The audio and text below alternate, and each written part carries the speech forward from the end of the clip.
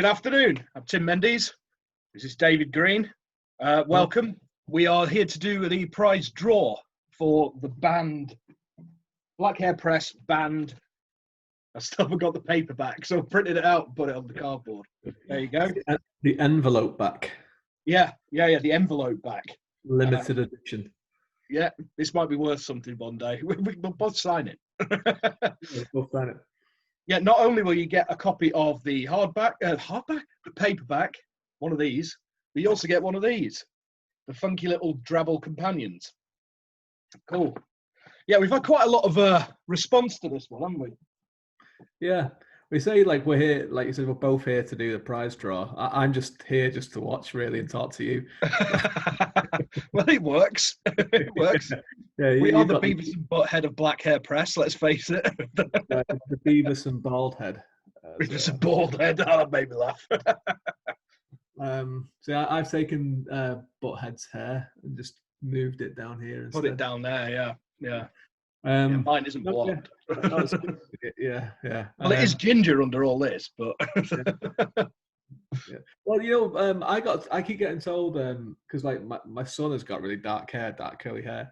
Yeah. And people when they see him, they're like, "Oh, he has your eyes. He looks like you, except for your hair color." And I'm like, "No, I had the exact same hair color as him. I just have." Yes, you are actually dark, aren't you? Yeah.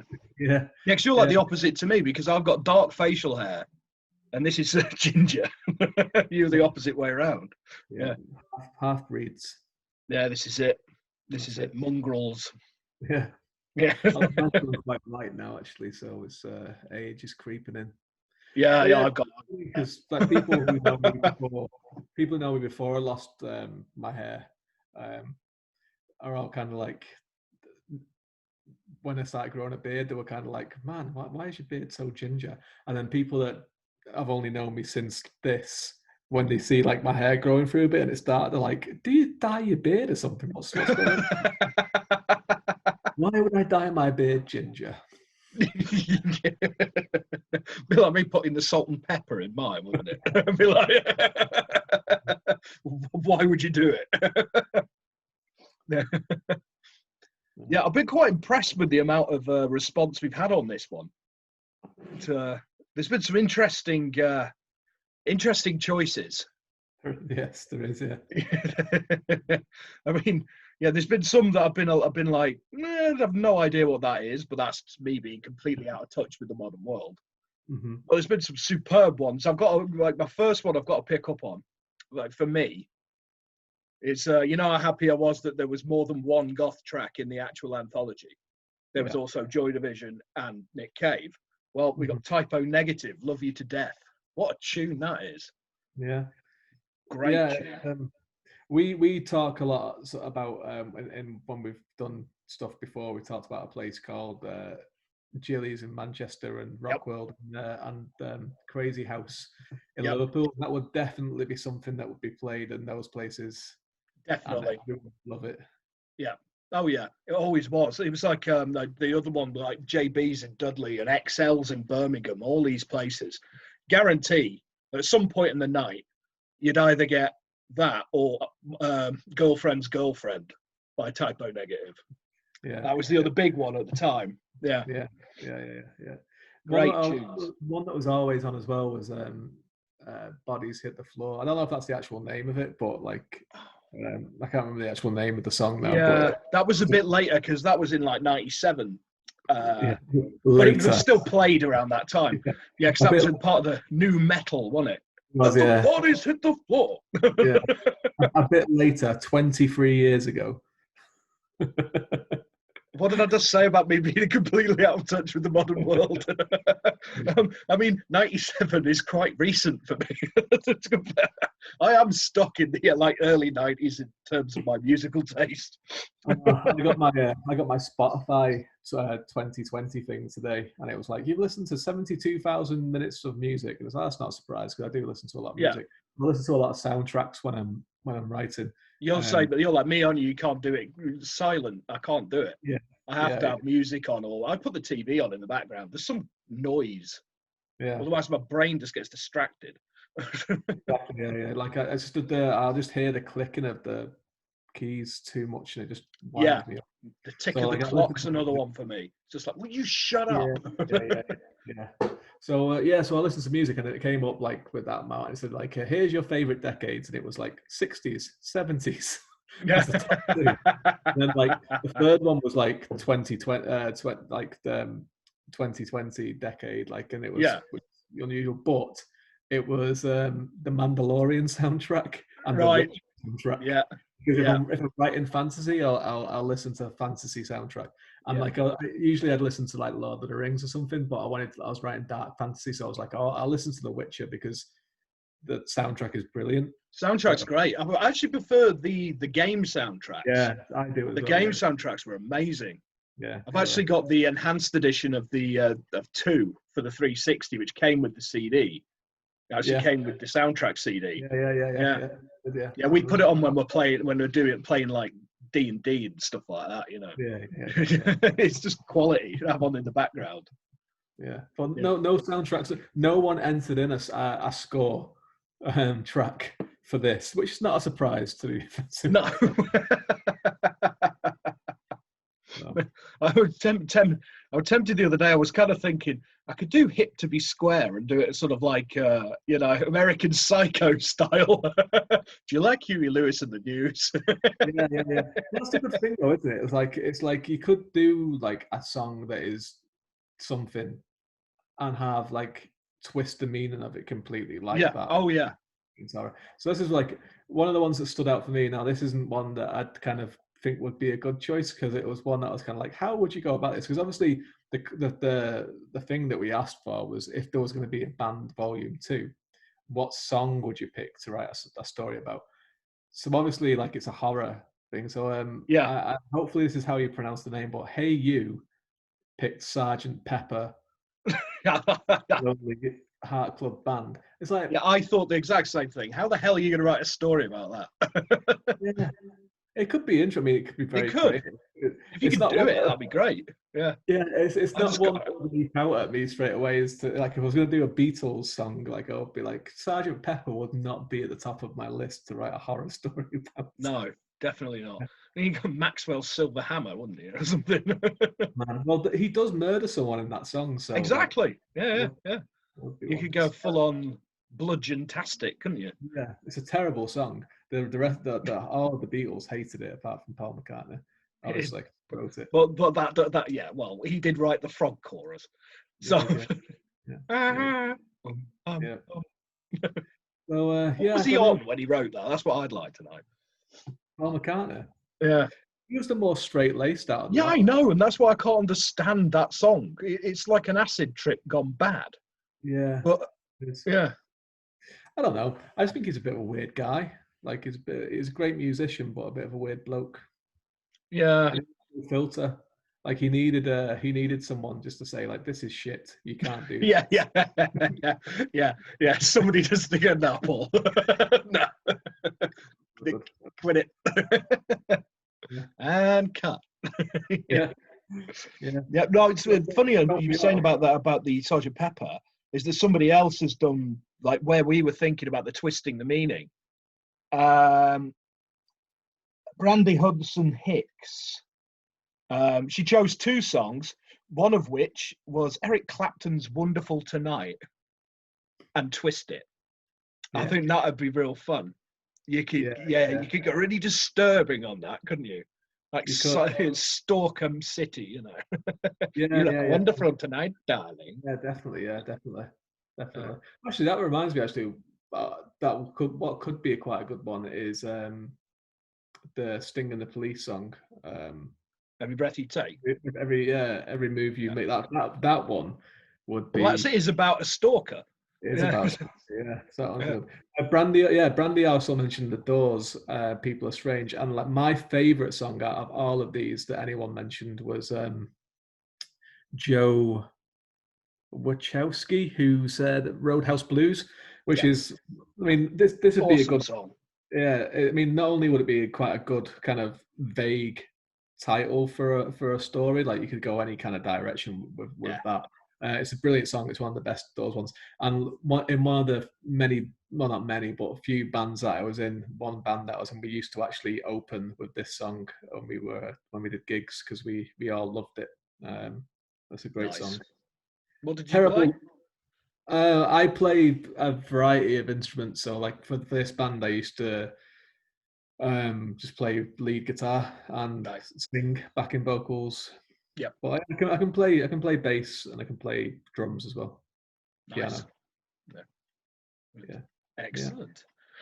Yeah, well, Brandy, or the other one, she said, what I would do on that is, because you don't have 2 Doors tracks on there, so I would sneak in some more dodgy old goth and go for the Echo and the Bunnyman version of People Are Strange. That's what I would do.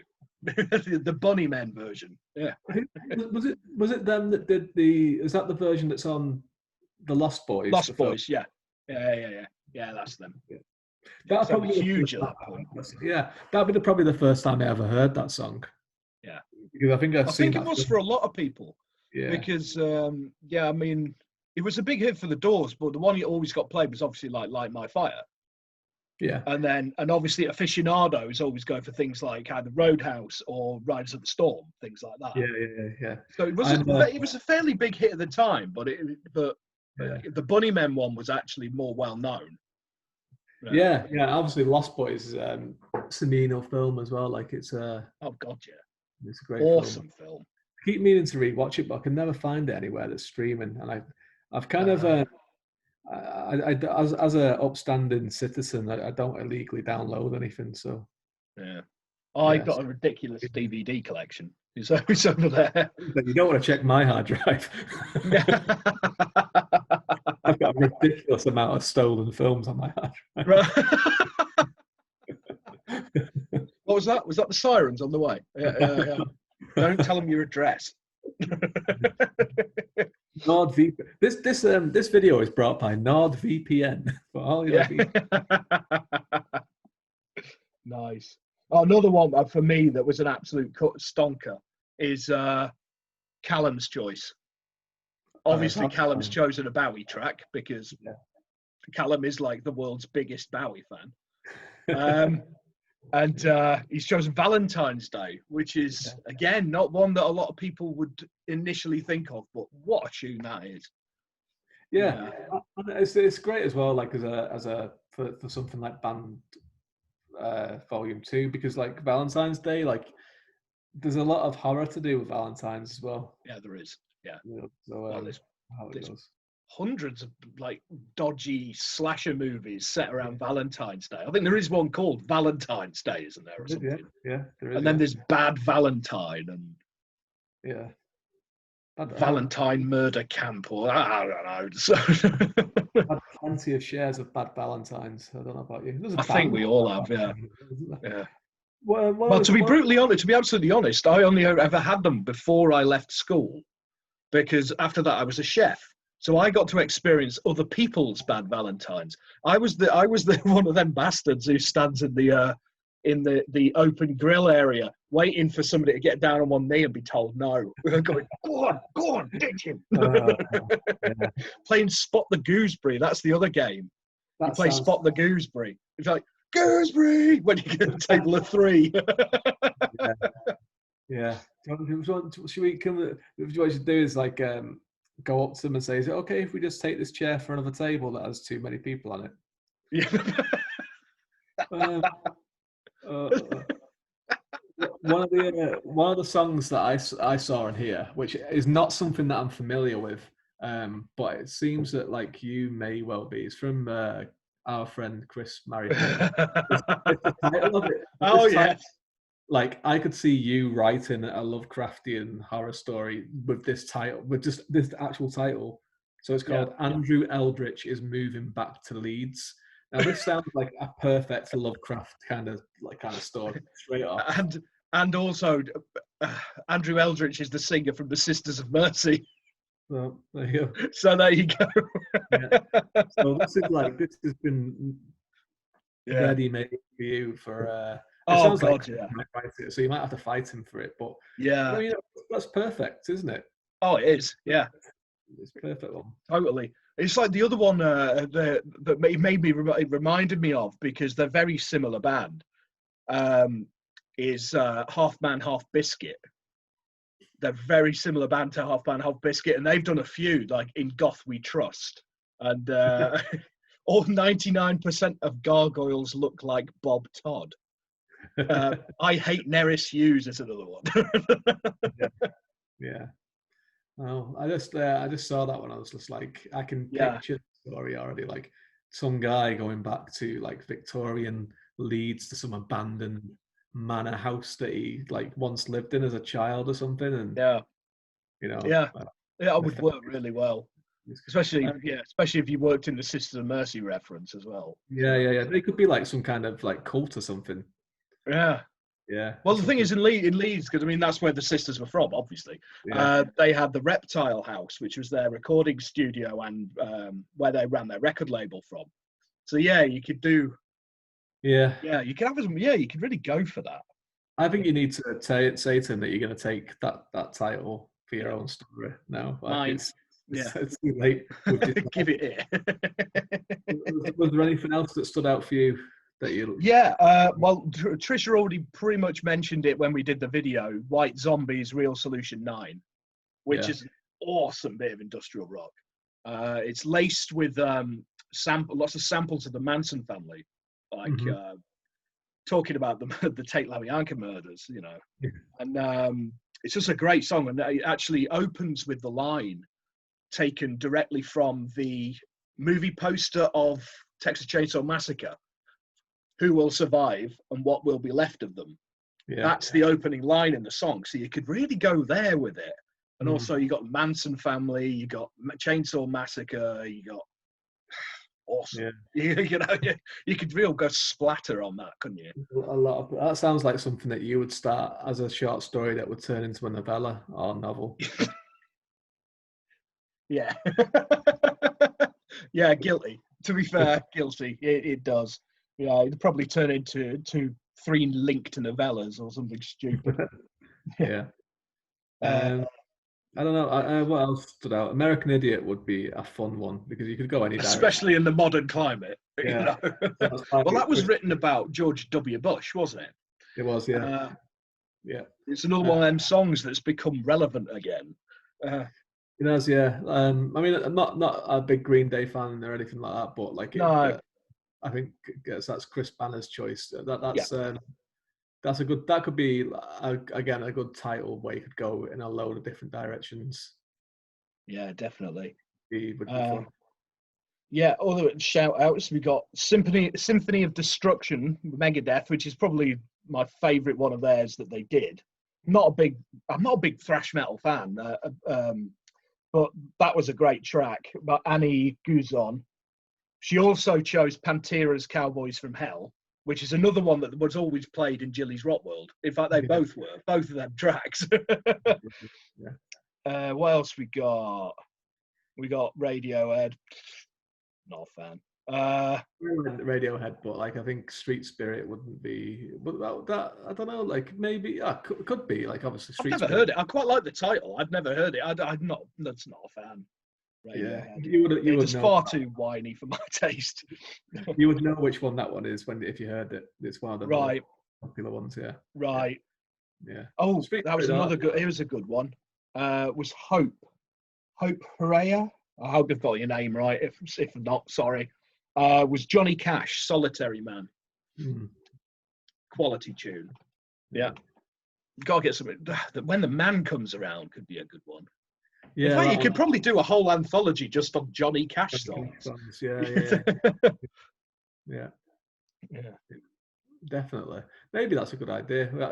Dean will have to investigate if it's allowed or not. Because obviously some titles are copyrighted, so you can't use them. That's something we have to check. Yes, of course. Yeah. Well, that's why I went for something like the Sisters of Mercy. It's just like, that's not going to be under copyright. Independently released gothic rock from 1982 isn't going to be isn't going to be massively on the copyright police's radar, is it? Chris Hewitt chose not yet. No, Chris Hewitt chose Radio Gaga by Queen. Again, God. odd choice. Yeah, but I could see that working. Yeah, knowing how Chris writes, I could see like a really sci-fi horror kind of thing. Yeah, because he's does go that like sci-fi. I could see that working, like almost Close Encounters-y with radio signals and. Yeah. Someone kind of like listening to like maybe even things like your number stations and all that kind of stuff. Yeah. So someone's like maybe like driving through like the Nevada desert with an old pickup truck, and he's picking up all these kind of weird transmissions on the radio, and he's trying to find something out there. Yeah, and he's going mental in the car, like he's listening to these weird transmissions, like that'd work. That kind of stuff will come in. Yeah, Chris that'd work really well. Write that one, Chris. Do that one. Yeah, do it. We both want to read that. Do it. Yeah. No pressure. Cool. I think we talked about most of them. The other ones I've not really heard of. We've got like Dillinger Escape Plan. Falling in Reverse. The name rings a bell, but I don't know it. I like Dillinger Escape Plan quite a bit, actually. Right, well, Gary, and I'm not even going to try and attempt to say that surname. I'm sorry. Gary says, Sunshine the Werewolf. The song by the Dillinger Escape Plan. Yeah. You know it? Well, I've never heard it. But the title's a good one. Yeah. Good one. I think you're missing out a real major one here that has got loads of potential by a band that's close to both of our hearts. Go on. Right Said Fred. Oh, yeah, of course. Right Said Fred. I'm Too Sexy. I'm Too Sexy. Tune. Yeah. You know? Can't believe I just said that. We may as well go with MC Hammer as well while we're at it. Can you imagine what kind of horror story you could write for I'm Too Sexy? You really could do something quite funny, though. You could really, yeah. I'd love it if someone did it. I don't think I'd do it myself. You put it down. You do it. Well, I picked something else already, didn't I? But I've also forgotten it, so I'd have to watch that video again to see what I said. Well, I've already changed my mind about 1 million times. But the one I put down on this thread was because I just thought, A, it's a great tune, and my God, can you have fun with that title? Is Ministry's Psalm 69. Yeah. That's gotta be good. But again, you could do an entire album of Ministry tracks. You know, like Just One Fix, you know, Filth Pig, Land of Rape and Honey. Just wholesome family fun, really. You know? Oh, yeah, of course. I'm all about the wholesome family fun, me. You know, Psalm 69 would be just like a blasphemous good time, wouldn't it? Oh, God, yeah. Wouldn't it? Yeah. Oh, yeah. Almost too good at a time. Yeah. Which is my concern. Like, you know, you don't want to have too much fun at the church. It plateaus, doesn't it? Where'd you go after that? It's like, you know, if you just have fun all of the time, then you just become used to the fun. So you need to have a lot of misery as well. Back to our namesakes. Classic Beavis and Butthead line. Shut up, Beavis. If it wasn't for things that fuck, you wouldn't realise what was cool. Exactly. That is exactly right. Isn't it? Yeah. You know, right, should we get this draw done before Christmas? Let's not do it. Right, we got the old octopus pot out again. No, I didn't dropped it. This is why I shouldn't do these things. We'll have to launch it across the room again. Well, I don't have an octopus, so yeah. Awesome. Yeah. It's actually my missus's jewellery box. Yeah, I keep nicking it. Right, let's give it a shake. Where's my jewellery box gone again? Oh, Tim's got my jewellery box. Yeah. Yeah. Right, what we got here? We have a winner, and it is... It's Christopher Mary Holtman. Oh my God, he wins so much stuff. I know, right? Yeah. Draw another name. Come on, we can't have him. No, sorry, we'll edit that. Snip. No, nice one, Chris. Well done. Just keep win a going. lot, doesn't Keep going until we find someone that we're both happy with. Yeah, no, we'll get a team to get in touch with you, dude. Yeah, well done, Chris. Well done, matey. Yeah, you get both of these. So, not this, obviously. We should just send him that, shouldn't we? Yeah, you get this and one of these. Very Excellent. Good. Well done. And again, yeah, thanks for joining us, Tim Mendees, David Green. We'll probably be nattering rubbish at you again very shortly at some point. Watch that space. Yeah. Excellent. Where's the bloody... I can never find the button. There it is. That's what she said.